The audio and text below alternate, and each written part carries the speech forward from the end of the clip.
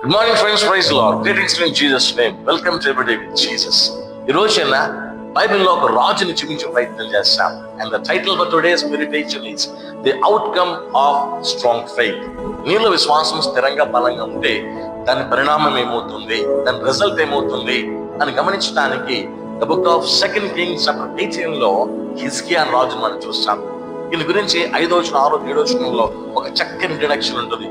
ఎంత ఘనంగా ఉంటుంది కనుక అతడు తన దేవుడైన యెహోవా యందు విశ్వాసం ఉంచిన వాడు అని మాట్లాడుతూ చూస్తాం. ఈ హిజ్కియా he has strong faith on God whom he is serving. ఎప్పుడైతే దేవునిపై విశ్వాసము స్థిరంగా బలంగా ఉందో ఆ వచనాల్లో అతని యొక్క భవిష్యత్తుని బైబిల్ చూపిస్తుంది. అతను ఎంత గొప్పగా నడిపించబడ్డాడో చూస్తే అతడు తన జీవితంలో దేవుడు ఎంత ఉన్నతంగా పెట్టాడంటే కనుక తనను పెట్టిన స్థానంలో ఎవరిని పెట్టలా. ఆయన వెనకాల చాలా మంది రాజున్నారు, ముందు చాలా మంది రాజున్నారు, but there is no one else like Hezekiah. అంటే విశ్వాసంలో నిలకడగా ఉంటే దేవుడు నిన్ను ఎవరికి ఉన్నత స్థానంలో పెడతాడు అనేది మొదటి సత్యం.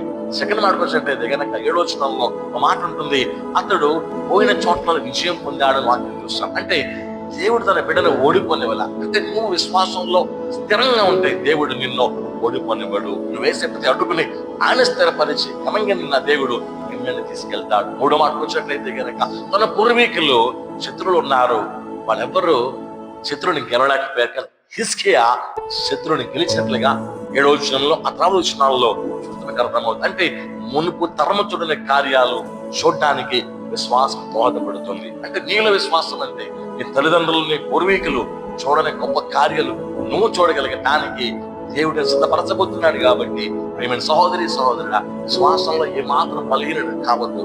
Please have strong faith, because only through faith నువ్వు ప్రభు యొక్క కృపని, ప్రభు ప్రేమని సంపాదించుకున్నావు. కాబట్టి విశ్వాసంలో ఏమాత్రం బలహీనో కాకుండా స్థిరంగా ఉండు. ప్రభు గొప్పగా చూడవలసిందిగా మనం చేస్తాం. God bless you, be with you all the time.